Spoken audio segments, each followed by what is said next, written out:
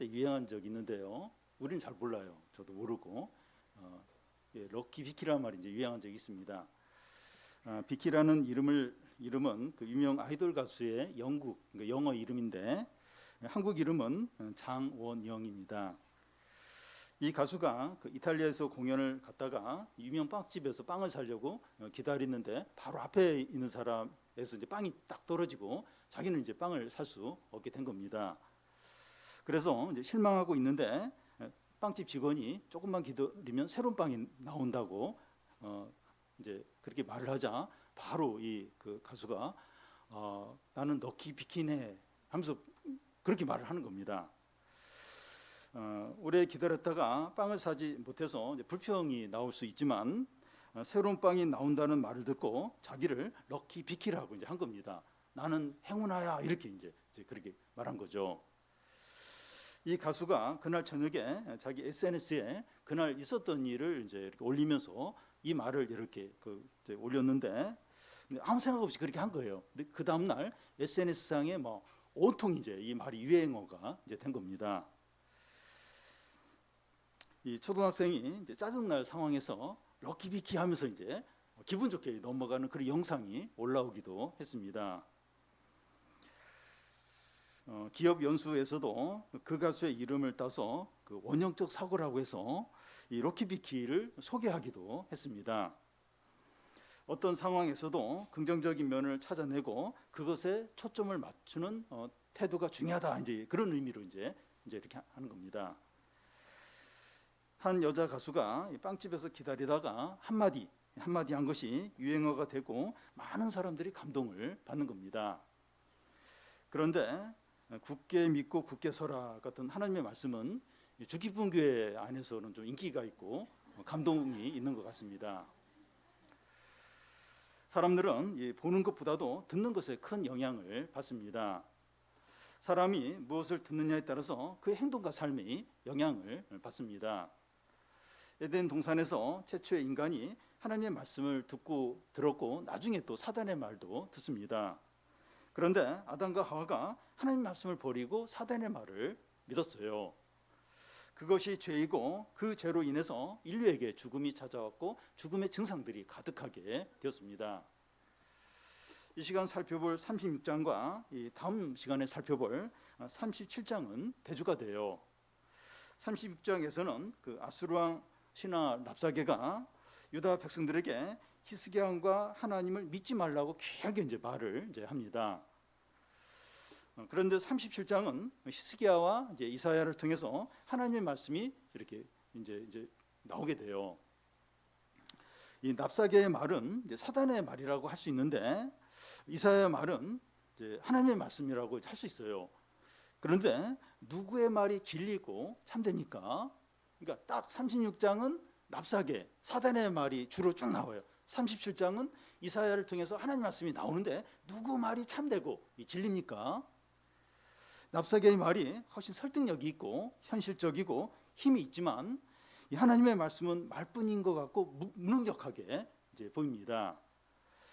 이사야서 36장에서 이제 39장을 막간 역사라고 이제 하고 하는데 이제 열왕기야 18장에서 20장을 이렇게 인용해서 이렇게 기록한 그런 부분입니다. 여기서 이제 두 사건이 나오는데 하나는 아수르 왕이 대군을 이끌고 유다를 침공해서 온 나라를 정복하고 예루살렘만 이제 당할랑 이제 남게 됩니다. 그러면서 랍사게가 항복을 요구합니다. 이사야서 8장에 나오는 우리 수련회 때 들었던 이제 말씀인데 유다가 물이 목까지 차올라서 거의 이제 죽을 상황인데 하나님께서 밤에 천사를 보내서 아수르대 18만 5천 명을 시체가 이제 되게 이제 합니다. 다른 하나는 히스기야가 병들어 죽게 되었는데 그가 이제 하나님께 기도하자 15년을 더 살게 해요. 히스기야가 건강하게 되었다는 소식을 듣고 바벨론에서 사신이 오는데 이때 바벨론은 큰 나라가 아닙니다. 작은 나라였을 때 이제 사신이 오게 되는데 히스기야가 왕궁에 있는 모든 보물과 무기를 보여줘요. 그거에 대해서 이제 그 이사야에게 책망을 받게 되는 그런 내용입니다. 히스기야는 아스의 아들이에요. 열왕기하에서는 히스기야가 어떤 사람인가 하는 게 좀 나와 있는데 이사야에서는 나와 있지 않아요. 그래서 간단하게 이 히스기야에 대해서 살펴보겠습니다. 히스기야는 이 다윗같이 하나님 앞에서 신실한 왕이었습니다. 그는 철저하게 개혁을 했는데 모든 산당을 다 없애버리고 또 불뱀, 노스로 만든 불뱀을 수백 년간 이스라엘 백성들이 섬겼는데 그 불뱀을 완전히 깨트려 버립니다. 그는 마음을 다하여 하나님을 섬기고 모든 율법을 다 지켜 행했습니다. 히스기야는 부친 아스와는 다르게 반아수르 정책을 썼습니다.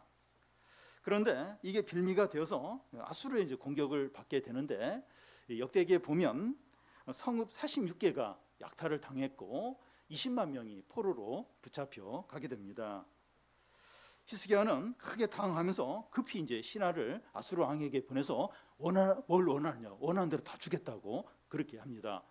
근데 아수르 왕이 금 1톤하고 은 10톤을 내놓으라고 그렇게 요구를 해요. 히스기야는 왕궁과 성전에 있는 모든 금을, 은을 다 이렇게 이제 다 가져와서 이제 그 아수르 왕에게 이제 바치게 됩니다.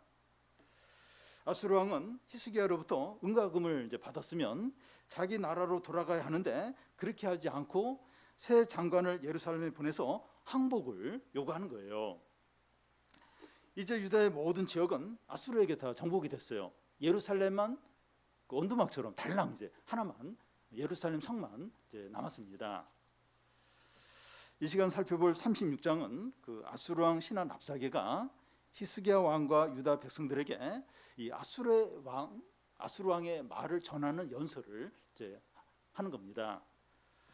랍사게가 말을 아주 잘해요. 우리가 36장 전체를 읽어보면 아는데 논리적이에요. 설득력 있어요.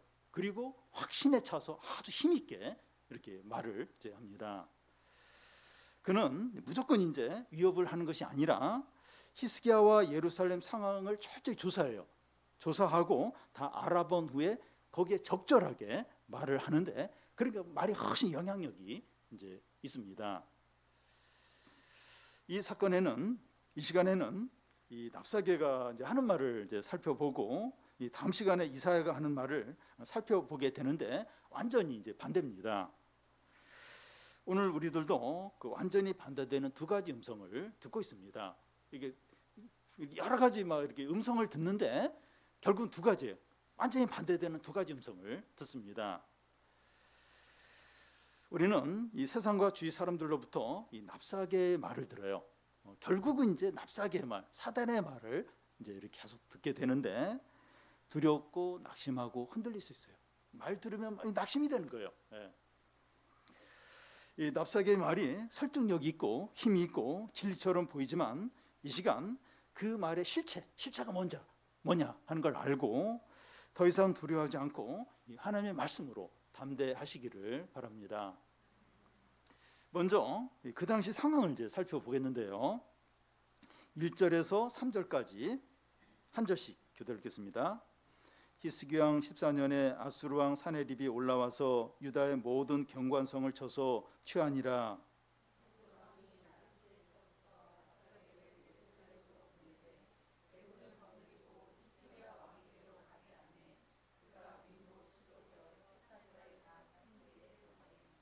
hil기야의 아들 왕국 맡은 자 엘리야김과 서기관 셈나와 아삽의 아들 사관 요아가 그에게 나아가니라.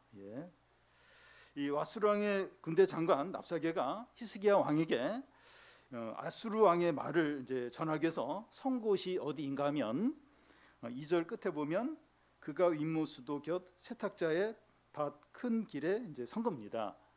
이곳이 어딘가 하면 우리 정기수련회 때도 살펴봤지만 7장 3, 4절에 보면 여호와께서 이사야에게 이르시되 너와 내 아들 스알아숲은 잇몸 수도 끝 세탁자의 밭 큰 길에 나가서 아하스를 만나 르신과 아람과 르말리아 아들은 두 부직갱이와 불가니까 두려워하지 말라 이렇게 합니다. 하나님은 이사야에게 너희 아들 스알아숲을 데리고 잇몸 수도 세탁자의 밭 큰 길에 있는 아하스를 만나서 북이스라엘과 아람 군대를 두려워하지 말라고 이제 전합니다. 이사야는 하나님이 이 두 나라 연합군으로부터 유다를 이제 지켜주겠다고 하면서 아하스에게 징조를 구하라고 합니다. 근데 아하스가 징조를 안 구해요. 나는 하나님을 시험하지 않겠다 하면서 징조를 구하지 않습니다. 그 이유는 그 당시 강대국을 의지하고 있었기 때문이에요. 이제 그 이사야는 그 하나님이 유다를 지켜줄 테니까 하나님을 의지하는 징조를 구하라니까 아하스가 나는 하나님 시험하지 않겠다고. 근데 속마음은 이미 강대국 아수르를 이제 의지하고 있었기 때문에 징조를 안 구한 겁니다. 아하스는 많은 재물을 이제 아수르 왕에게 보내서 북이스라엘과 아람 연합군이 우리를 치려고 하는데 우리 유다를 도와달라고 그 두 나라를 쳐서 우리를 도와달라고 이렇게 요청을 합니다. 아수르 왕은 아하스의 요청을 받아서 이 북이스라엘과 아람을 쳐서 이렇게 정복을 이제 합니다. 그런 후에 아수르 왕은 이제 자기 나라로 돌아가야 되는데 돌아가지 않고 유다까지 삼키려고 이제 하는 겁니다. 이사야가 그의 아들 수알압습을 데리고 인몬수도 세탁자의 밭에서 아하스에게 북이스라엘과 아람의 연합군을 두려워하지 말라 이렇게 말하고 나서 25년이 지난 후에 같은 장소에서 아수르 군대장관 납사게가 히스기야 왕에게 항복하라고 요구를 하고 있는 거예요. 그러니까 25년 전에 그 이사야가 자기 아들을 데리고 그 수도 세탁 하는 거기서 그 아하스 왕에게 그 연합군을 두려워하지 말라 이제 그렇게 말을 전했는데 아하스가 믿음으로 반응을 안 했죠. 믿음으로 그렇게 안 했어요. 25년 후에 아수르 왕의 신하 랍사게가 와서 똑같은 장소에 와서 그 히스기야에게 항복하라고 대군을 데리고 와서 그렇게 지금 하고 있는 겁니다. 지금 유다가 이런 위기 상황에 놓인 이유는 히스기야의 아버지 아하스 때문이라고 할 수 있어요. 25년 전 아하스가 이사야의 충고를 받아들이고 아수르를 의지하는 것이 아니라 하나님을 의지했으면 이런 일이 일어나지 않을 수 있었습니다. 부모의 불신앙이 나중에 자녀에게 재앙으로 돌아오는 거죠. 그때 아하스가 좀 너무 위기고 두렵지만 이렇게 아수르를 끌어들이지 않고 하나님을 의지했으면 지금 그의 아들 지금 히스기야가 이런 위기를 맞지 않을 수 있었다는 거죠. 근데 아버지 아하스가 불신앙으로 그때 해가지고 지금 히스기야가 이런 어떤 위기를 맞고 있는 겁니다. 자녀들은 이 부모로부터 물질적이든 정신적이든 뭔가를 물려받게 됩니다. 그런데 부모의 큰 빚을 자녀가 물려받아서 갚아야 되는 경우가 있습니다. 자녀 입장에서는 불행이죠. 큰 불행입니다. 그런데 그것보다 더 나쁜 것은 부모의 불신앙적인 삶 때문에 자녀가 나중에 큰 영적인 위기를 맞는 겁니다. 부모가 신앙적으로 살지 않으면 자녀가 부모를 통해서 신앙을 배우지 못해요. 신앙을 배우지 못합니다. 부모 세대가 건강한 신앙 공동체를 물려주지 않으면 자녀 세대가 더 방황을 하게 돼요. 이 건강한 신앙 공동체를 물려줘도 자녀 세대에서 방황할 가능성이 많은데 건강하지 못한 신앙 공동체를 이렇게 물려주면 더더욱 방황을 이제 하게 됩니다. 다음 세대의 신앙을 이제 걱정하고 다음 세대의 신앙을 어떻게 해야 된다. 근데 그것보다 더 중요한 게 우리 부모 세대가 신앙생활 잘하는 거예요. 그게 제일 좋은 이 자녀 세대, 다음 세대에 대한 신앙을 붙들어 주는 게 되는 거죠. 아수르 왕의 이 군대장관 납사게가 그 인몬수도 곁 세탁자의 밭 큰 길에 서 있고 히스기야의 신하 세 사람 왕국 맡은 자 엘리야김과 서기관 셈나와 상한 요아가 납사게 앞에 서서 이제 어떤 그걸 이제 들으려고 이제 하고 있습니다. 이제 납사게가 입을 열어서 이제 말하기 시작합니다. 너희가 의뢰하는 것이 무엇이냐? 이 말을 이제 제일 먼저 합니다. 4절에서 6절까지 한 절씩 교대를 읽겠습니다. 납사게가 그들에게 이르되 이제 히스기야에게 말하라. 대왕 아수르 왕이 이같이 말씀하시기를 내가 믿는 바 그 믿는 것이 무엇이냐?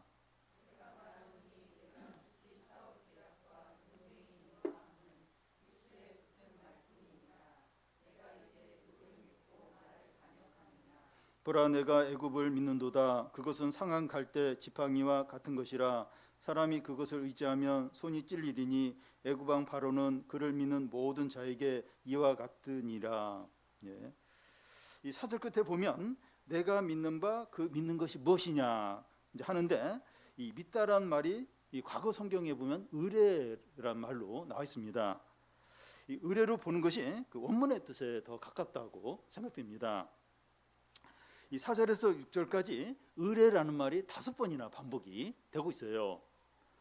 여기 4절 끝에 보면 내가 믿는 바 그 믿는 것, 이걸 의뢰로 바꾸면 내가 의뢰하는 바 그 의뢰하는 것.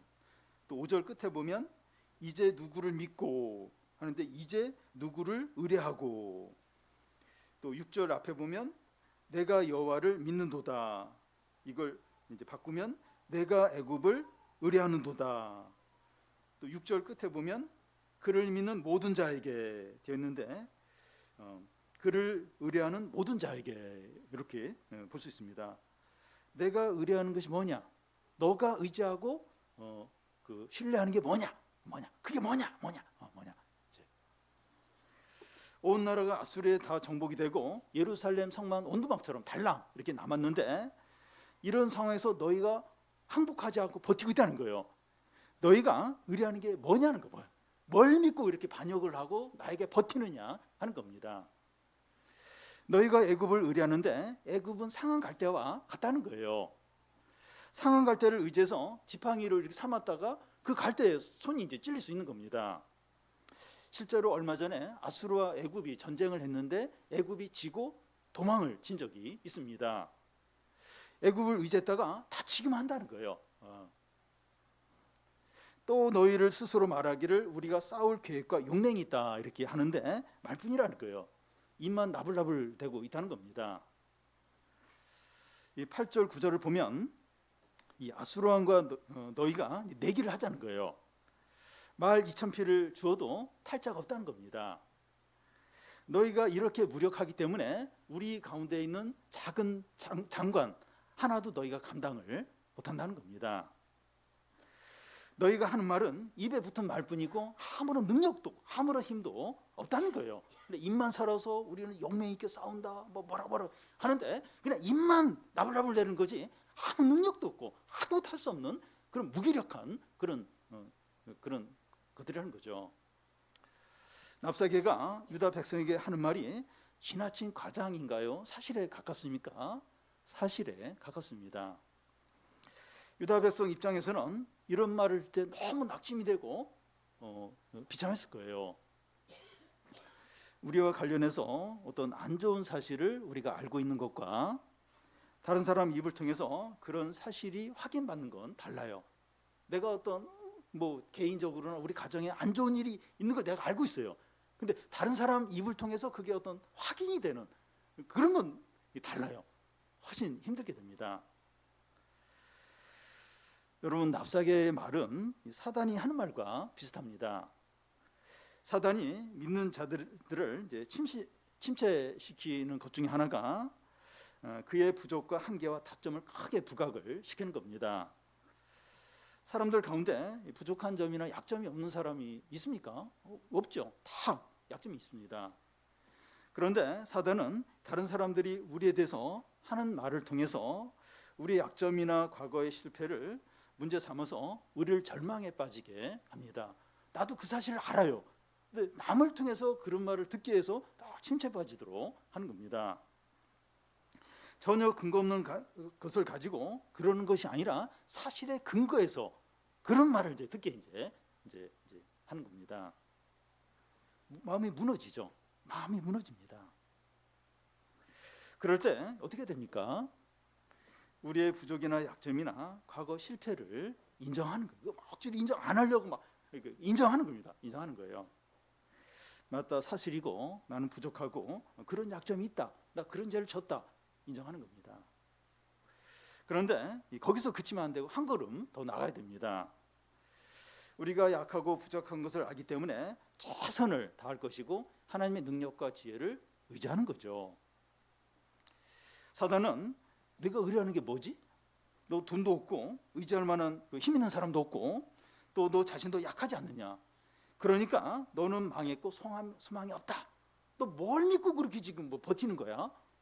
그러면서 이제 너는 망했고 끝장이다 이렇게 사단은 계속 그렇게 말합니다. 우리는 사단의 이런 공격을 받을 때 눈에 보이는 것은 의지할 것이 없지만 하나님을 의뢰한다고 분명하게 고백하는 겁니다.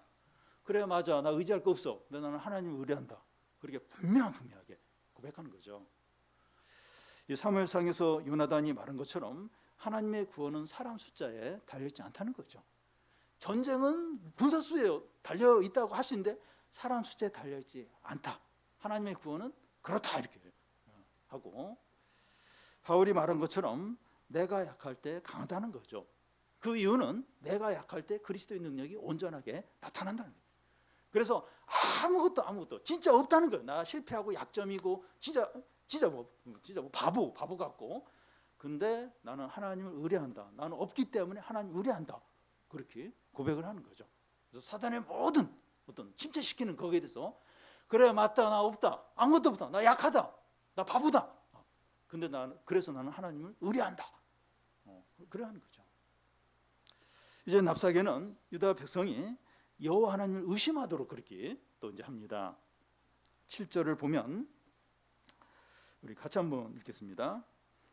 혹시 내가 이르기를 우리는 우리 하나님 여호와를 신뢰하노라 하리라마는 그는 그의 산당과 제단을 히스기야가 제하여 버리고 유다와 예루살렘에 명령하기를 너희는 이 제단 앞에서만 예배하라 하던 그 신이 아니냐 하셨느니라.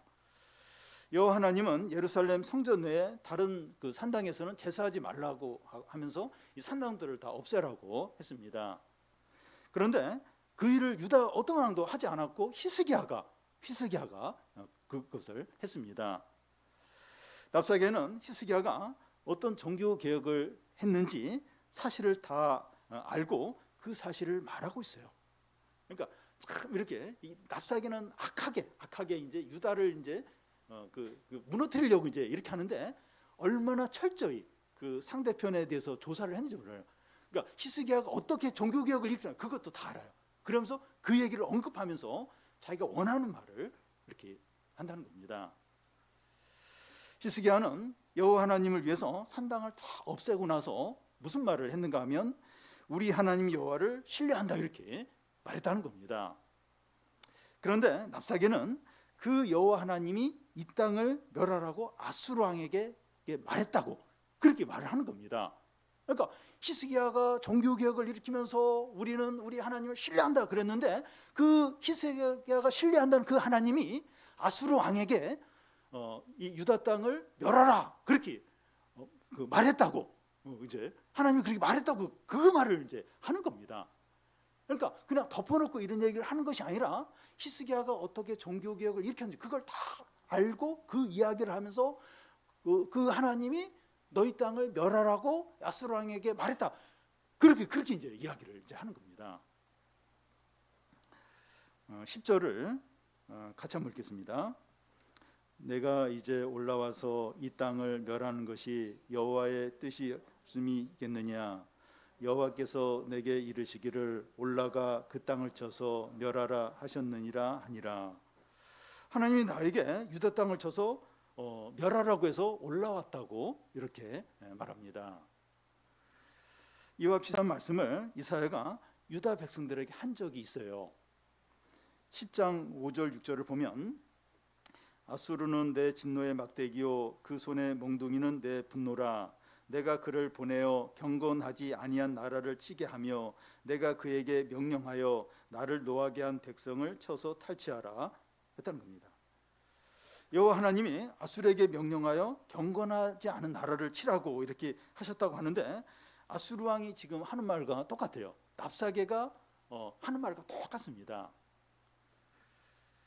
납사계가 이사야가 전에 백성들에게 전한 이 하나님의 말씀을 알고 그 말씀을 인용해서 하는 것 같아요. 실제로 그걸 듣고서 이제 인용을 했는지 아니면 이제 어떤지 모르겠지만 그러니까 거의 하나님께서 똑같이 이제 말을 하고 있는 겁니다. 그러니까 유다 백성이 듣기는 이사야 선지자가 경건한 나라를 치겠다 이렇게 하나님 말씀하셨는데 지금 납사계가 이렇게 하는 말을 보니까 진짜 하나님이 우리를 이제 그렇게 가는 말씀대로 치시는 거구나. 그렇게 생각을 하게 이제 만드는 겁니다. 지금 납사계가 하는 말이 이제 사실이라면, 진짜 그게 이제 하나님의 말씀이라면 유다 백성들은 아수르 왕에게 대항하면 안 돼요. 순순히 항복을 해야 됩니다. 대항하는 것은 하나님의 뜻을 거스르는 것이 되기 이제 때문입니다. 백성들은 너무 혼란스럽고 낙심이 됐을 거예요.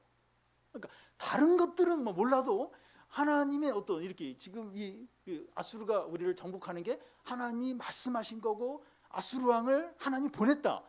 이렇게 이제 그 하나님 말씀을 생각하게 되면 너무 절망. 그러니까 항복하면 안 되는 거예요. 바로 그냥 이렇게 거기에 이제 굴복을 해야 되는 겁니다. 여러분, 사단은 이제 하나님을 경외하지 않지만 이 말씀을 잘 알고 필요할 때마다 말씀을 인용합니다. 이 마태복음에 보면 그 사단이 예수님을 광야에서 시험을 하는데 이 두 번째 시험에서 예수님을 성전 꼭대기에 데려가서 뛰어내리라고 합니다. 그러면서 시편 말씀을 인용을 하는데 주의 천사가 내 발이 땅에 닿지 않도록 받아준다. 그러니까 뛰어내려라 그렇게 말합니다. 예수님은 그 시험하지 말라 하면서 이 사단의 시험을 물리치셨습니다. 여러분, 사단은 우리가 경제적인 어려움이나 질병이나 고난 가운데 있을 때 우리 죄에 대한 하나님의 심판이라고 말합니다. 물론 우리 죄 때문에 하나님이 이제 징계로 이제 어려움을 주실 수 있습니다. 그렇지만 모든 어려움이 죄에 대한 심판은 아니죠. 그런데 사단은 우리가 말씀을 들을 때 마치 우리 죄에 대한 이 하나님의 심판으로 이런 고난을 받는 것처럼 느끼게 한다는 겁니다. 그래서 이 고난은 고난 자체로 너무 힘든데 또 하나님이 또 이렇게 죄에 대한 심판이라고 하니까 이중적으로 너무 힘든 거예요. 너무 이렇게 절망이 되는 거예요. 너무 이제 침체가 이제 되는 겁니다. 그런데 하나님 말씀은 어떤 겁니까? 처음에는 아프더라도 치료하고 회복하고 살리고 구원합니다. 처음에는 아플 수 있어요. 근데 결국 이 말씀을 회복을 시켜요. 살립니다. 이렇게 믿음의 자리로 나아가게 합니다. 그런데 하나님의 말씀이라고 하는데 더 무너지고 더 절망하게 하고 또 하나님으로부터 멀어지게 한다면 사단이 말씀을 가지고 장난하는 겁니다. 그리고 우리가 큰 어려움 가운데 있을 때 그 어떤 성경 말씀이 이제 떠오를 수 있는데 우리에게 소망을 주고 회개하게 하고 하나님께로 이끄는 것이 아니라 더 절망하게 만들고 자기 연민에 빠지게 만들고 하나님으로부터 멀어지게 한다면 사단이 말씀을 가지고 장난치는 것으로 봐야 됩니다. 그러니까 우리가 이렇게 말씀이 떠오르는데 이 말씀이 이게 믿음으로 이렇게 하나님께 나아가도록 하는 것이 아니라 더 막 이렇게 낙심을 시키고 더 절망하면 그게 이게 하나님이 나에게 주시는 말씀이 다 아닐 수 있다는 거예요. 그래서 그런 부분도 이렇게 잘 분별을 해야 합니다. 오늘 말씀은 위기 상황에서 우리가 무엇을 의뢰하느냐 하는 겁니다. 위기 상황들 다 위기 상황이 있는데 거기서 무엇을 의뢰하느냐 우리가 무엇을 의뢰하느냐 하는 거예요. 사단은 우리에게 그 의지할 것이 아무것도 없다고 하고 너 자신도 얼마나 약하고 무능한가 하는 것을 증거를 합니다. 자꾸 그런 생각이 나도록 그렇게 합니다. 하나님의 말씀까지도 의심하고 불신하게 만듭니다. 말씀까지도 뭐 혼란스러운 거예요. 이게 뭐 이렇게 어떤 믿음으로 나아가게 하는 것이 아니라 더 이렇게 막 어떤 헤매게 만들고 더 막 낙심하게 만들고 하나님 말씀까지도 막 그렇게 되도록 이제 합니다. 그래서 위기 때 믿음이 진짜 믿음입니다. 우리가 뭘 의뢰하느냐. 사단은 계속 너 뭘 믿고 그렇게 버티냐? 뭘 믿고 뭐 이러면서 계속 우리에게 물어봐요. 네가 뭘 의뢰하느냐? 내가 위기 때 뭘 의뢰하는가? 진짜 너무 자신이 약해 보이고 진짜 아무것도 없고 너무 무능해 보이고 의지할 게 아무것도 없고 미래도 너무 불안정하고 이 상황에서 나는 뭘 의뢰하느냐? 그게 진짜 믿음인 겁니다. 진짜 위기 상황에서 사단이 계속해서 매 순간 계속 참소를 해요. 계속 위협을 하고 계속 흔들어 놓습니다. 네가 뭘 믿고 빨리 내 말을 들어. 빨리 다른 사람처럼 그렇게 해. 빨리 그냥 뭐 신앙이 뭐고 내려놓고 그냥 네가 하고 싶은 대로 해. 계속해서 뭘 의뢰하는데, 뭘 의지하는데 계속.